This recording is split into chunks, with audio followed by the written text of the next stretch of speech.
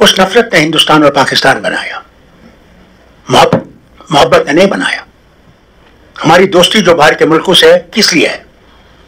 अगर आज हम फ्रांस के दोस्त हैं क्योंकि हम उनके जहाज खरीद रहे हैं, उनके सबमरीन खरीद रहे हैं। आज अगर हम ट्रंप हमारे साथ अच्छी तरह बात करेगा क्योंकि हम 35A फाइटर उनसे ले रहे हैं कि इसमें बर्बादी हम दोनों की है। हम दोनों एक गलत रास्ते पर चल के तबाह कर रहे हैं यहाँ के लोगों को या वहां के लोगों को। नहीं, हमने रहना है तो दोस्ती में रहना, नहीं तो नफरत में मर जाएंगे।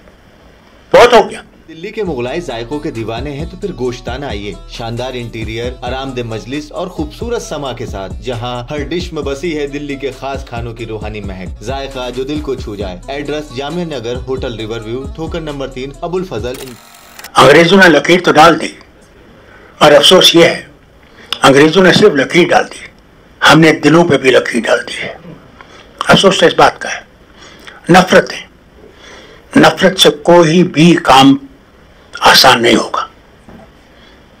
जब तक हम नफरतें नहीं छोड़ेंगे तब तक हम ये समझें कि बस पहुंच ही गए।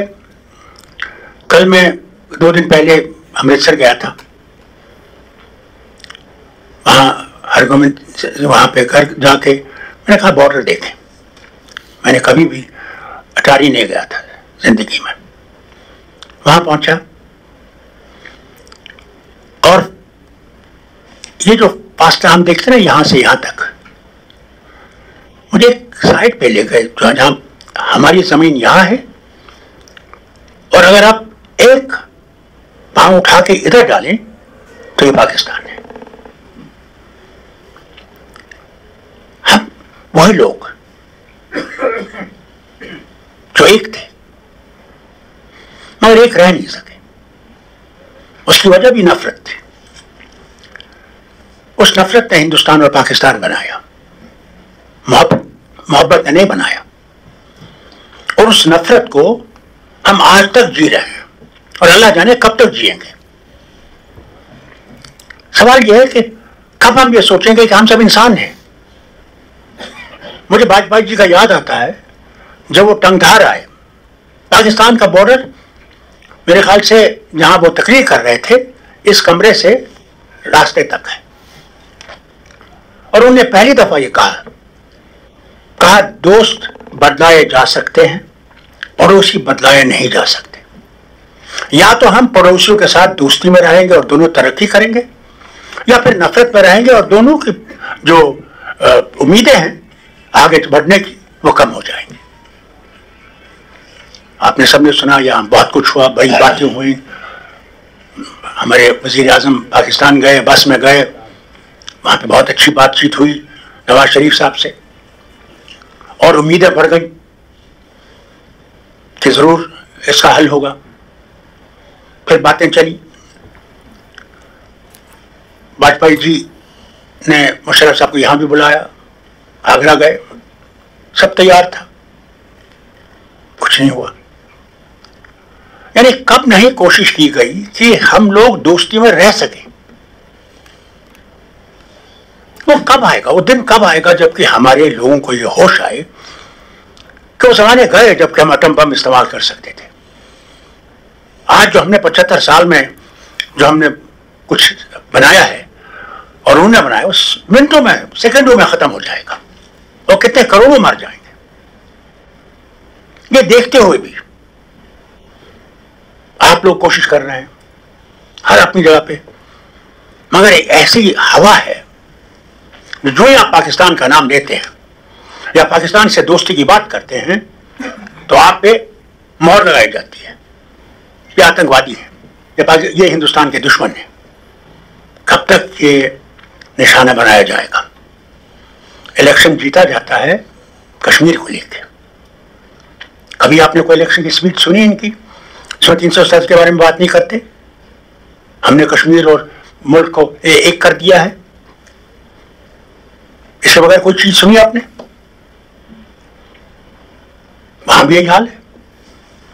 कश्मीर हमें इशारा है, सारा मुल्क उन्होंने खत्म कर दिया कश्मीर के ऊपर। और सही बात है, हमारी दोस्ती जो बाहर के मुल्कों से है किस लिए है? अगर आज हम फ्रांस के दोस्त हैं क्योंकि हम उनके जहाज खरीद रहे हैं, उनके सबमरीन खरीद रहे हैं। आज अगर हम ट्रंप हमारे साथ अच्छी तरह बात करेगा क्योंकि हम 35A फाइटर उनसे ले रहे हैं। ये एक आलमी मुसीबत आ गई है। ये बड़े मुल्क भी चाहते हैं कि हमारी दोस्ती ना हो, उनके लिए आर्ममेंट कहां जाएंगे? सही कहा स्वामी जी ने। ये जो खरबों रुपए हम या वो खर्चा रहे हैं, क्या वो लोगों की बेहतरी के लिए नहीं खर्चा सकते थे? सड़कें, पानी, साफ पानी पी सकें, स्कूल अच्छा हो, अस्पताल अच्छा हो, कॉलेज अच्छा हो, यूनिवर्सिटी अच्छी हो, कि हम लोग इंसान रहकर चलें? नहीं, वो ताकतें कभी नहीं चाहेंगी। उन ताकतों को हम कैसे डिफीट कर सकते हैं? वो जब हम अपनी आत्मा को जगाएंगे। जिस दिन अपनी आत्मा को जगाएंगे, नहीं हमने रहना है तो दोस्ती में रहना, नहीं तो नफरत में मर जाएंगे। बहुत हो गया, 75 साल हो गए। बाप की बेटी पार है, मर रही है, मर बाप जा नहीं सकता।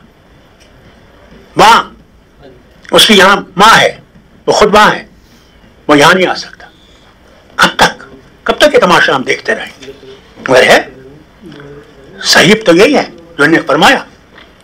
हम चाहते तो हैं कि जल्दी दोस्ती हो, मगर उसकी राहें बहुत मुश्किल है, बेहद मुश्किल है। मैं समझता हूं बहुत आसान है, क्योंकि जब तक हमारे हुकूमत के लोग और उनके हुकूमत के लोग ये नहीं समझे कि इसमें बर्बादी हम दोनों की है, हम दोनों एक गलत रास्ते पर चल के तबाह कर रहे हैं यहाँ के लोगों को या वहां के लोगों को। जिस दिन में वो समझ आ जाएगी तो इंशाल्लाह रास्ता निकलेगा।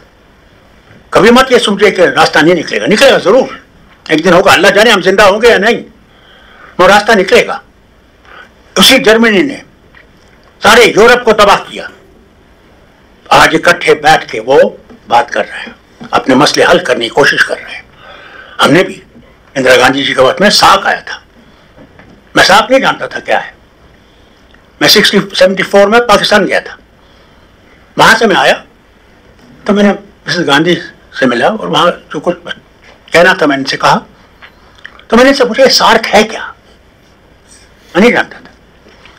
कहा फारूक ये है हम लोग जो नेबर्स हैं इकट्ठे होके मसले हल कर सके, अपनी उन्नति को बढ़ा सके और आगे बढ़े जिस तरह यूरोपियन यूनियन बढ़ रहा है।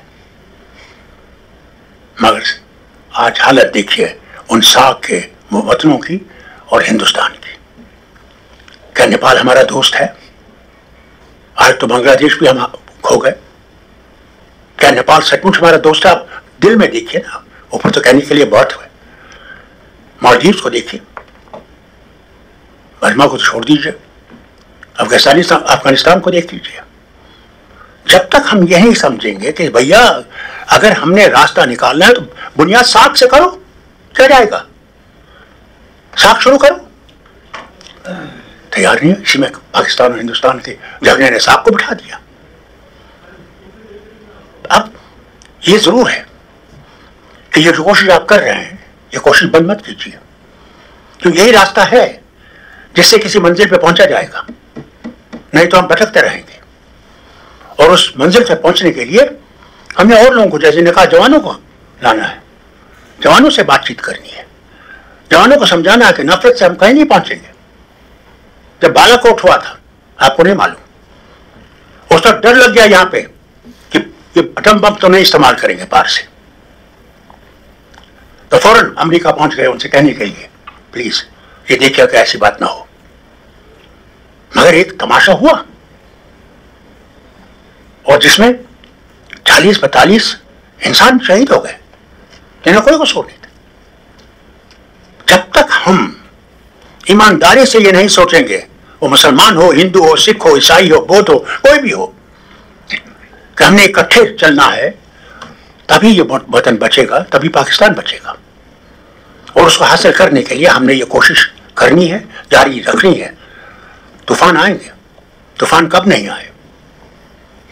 तूफान हर वक्त आए। 47 से देखिए उनके यहाँ कितने तूफान आए, हमारे यहाँ कितने तूफान आए।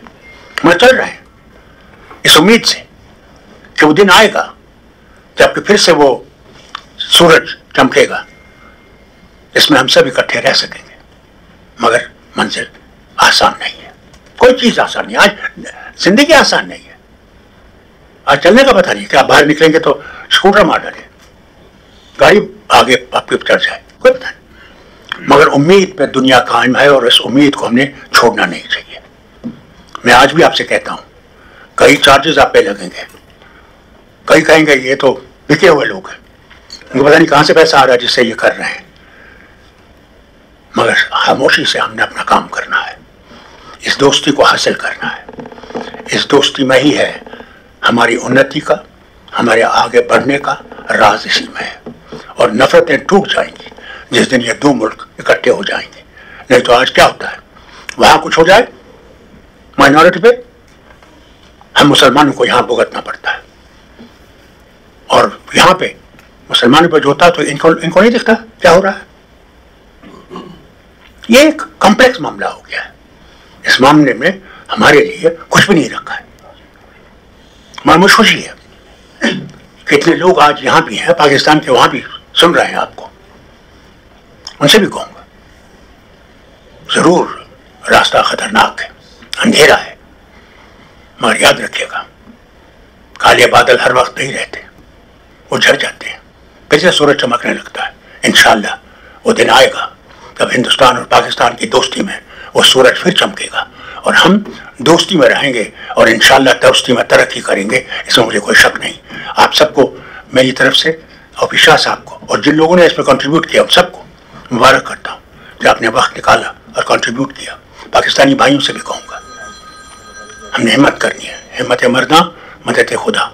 इंशाअल्लाह अल्लाह हमारे साथ है और हम इस मंजिल को पाएंगे एक दिन। फिर से मैं ओपिशा साहब का बहुत मशहूर हूँ जो ने मुझे वक्त दिया यहाँ बोलने का। कई दफ़ा ने बुलाया, आ नहीं सका मैं, मगर मेरा दिल हर वक्त इनके साथ था। हर वक्त ये सोचता था कि एक दिन आए कि ओपिशा साहब बिला वीज़ा के बिना किसी चीज़ के बाहर जा सके। मैं यूरोपियन यूनियन में घूमता था, किसी जगह भी मुझे किसी गाड़ी को, मेरी गाड़ी को रोका नहीं गया कि तुम्हारे वीज़ा है, तुम ये हो। एक मुल्क से दूसरे मुल्क ऐसे जाते हैं जैसे एक गली से दूसरी गली में जा रहे हैं। अल्लाह करे वो दिन आए जबकि हमारे लोग और उनके लोग भी इसी तरह आ सकें और जा सकें, जहाँ कोई उनसे नहीं पूछे तुम कहाँ से हो, तुम क्या हो, भाई ये कहे, ये लगे नहीं ये भी मेरा भाई है, मैं भी इसका भाई हूँ। अल्लाह करे वो दिन आए। बहुत बहुत शुक्रिया।